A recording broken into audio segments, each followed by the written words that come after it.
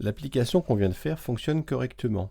Mais si on regarde bien, l'émulateur que j'utilise, c'est un émulateur de version Android 6, qui est donc une version un petit peu ancienne.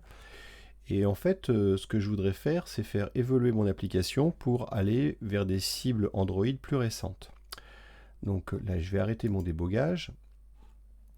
Et puis, on voit donc que l'émulateur que j'ai utilisé, c'est un Android 6, donc une vieille version d'Android. Alors si je veux changer la cible, je voudrais par exemple cibler des téléphones plus modernes. On va regarder un petit peu déjà qu'est-ce que l'on cible actuellement. Donc je sélectionne mon projet Android, je vais dans Projet et je vais aller voir les propriétés du projet. Donc quand on regarde l'application, on s'aperçoit que les smartphones, on cible les smartphones de type Android 8 au maximum en fait.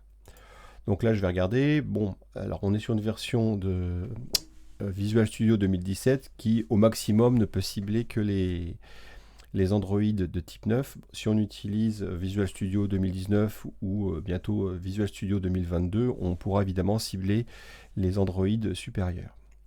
Si je reste sur cette cible-là et que j'utilise un smartphone plus moderne, donc je vais par exemple prendre un Pixel, voilà, qui fonctionne sur Android 9, on va voir si ça fonctionne. Donc je démarre ça.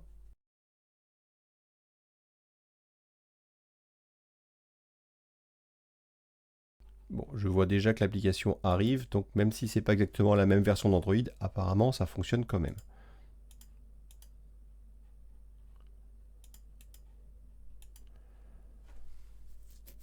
L'application fonctionne donc correctement. Maintenant, ce que je vais faire, c'est que je vais essayer de cibler une version plus récente d'Android.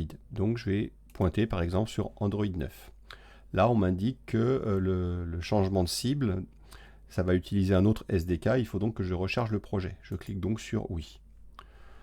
Le projet, il est donc déchargé, modifié, puis rechargé, de manière à pouvoir cibler une version d'Android plus récente.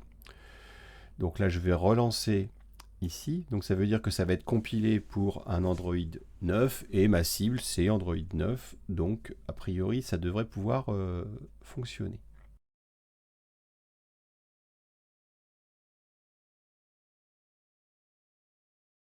L'application apparaît, donc jusqu'ici, tout semble aller correctement.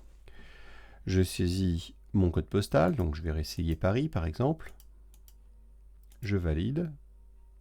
Alors je me suis trompé, j'ai mis 75 000. On va réessayer avec 75 000.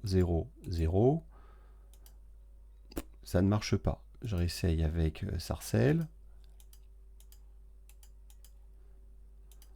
Ça marche pas plus. Donc visiblement, le fait d'avoir changé de SDK, changé de ciblage de version d'Android, fait que mon application maintenant elle se plante. Donc l'idée c'est de détecter pourquoi ça se plante et de résoudre le problème. Comment je vais faire ça? Je vais aller mettre des points d'arrêt dans mon application pour voir à partir de quand ça ne fonctionne plus. Donc, on avait vu qu'on a utilisé la méthode try qui permet de faire un essai et que si le try échouait, eh bien on n'affichait rien du tout. Donc visiblement on se situe quelque part là-dedans. Pour s'en assurer, je vais mettre un point d'arrêt ici et je vais retourner dans mon application et puis la lancer.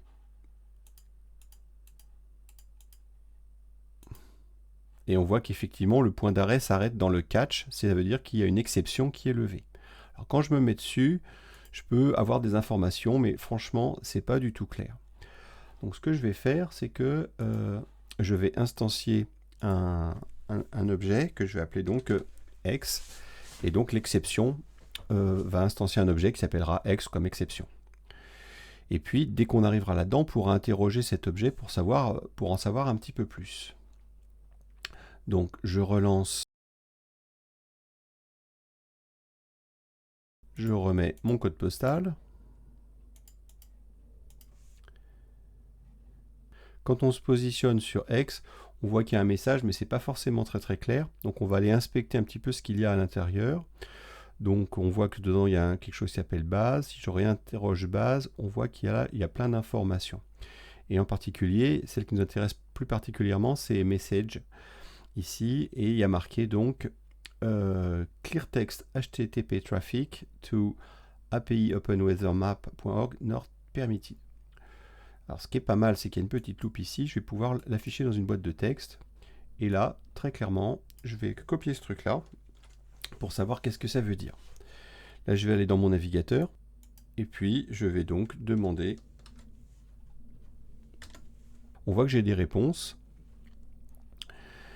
et en fait, ça veut dire quoi?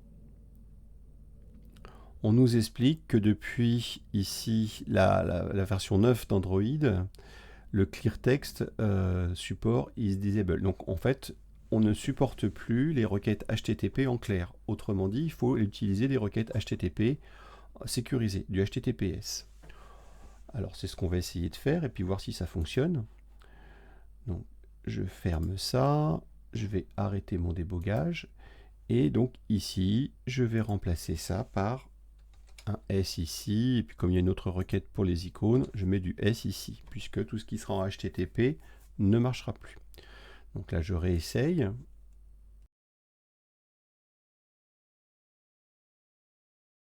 Je saisis mon code postal.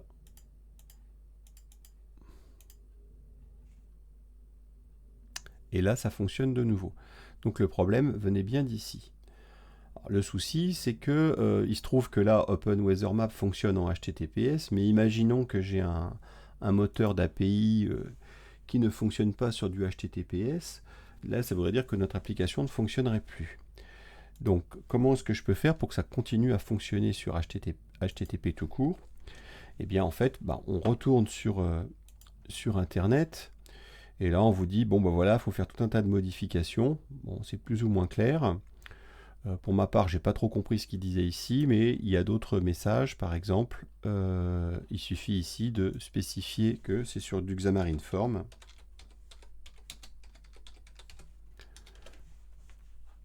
On tombe sur un forum de chez Microsoft, et là, quand on se balade, ils nous disent, grosso modo, il faut éditer le fichier qui s'appelle assemblyinfo.cs et rajouter ça, donc entre crochets, assembly, application, use clear traffic égale true. Donc, autrement dit, valider le fait d'utiliser du trafic en texte clair.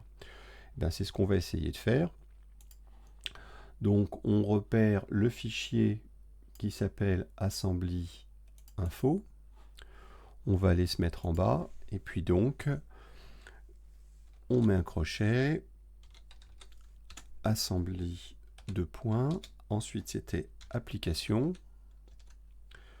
entre crochets, et puis ici c'était quelque chose qui contenait clear text, donc on le retrouve ici, use clear text traffic, et donc on positionne ça à true.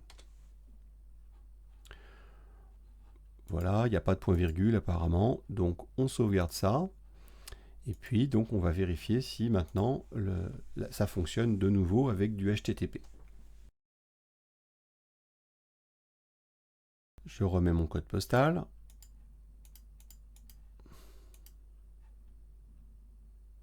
Et là, ça marche de nouveau. Conclusion.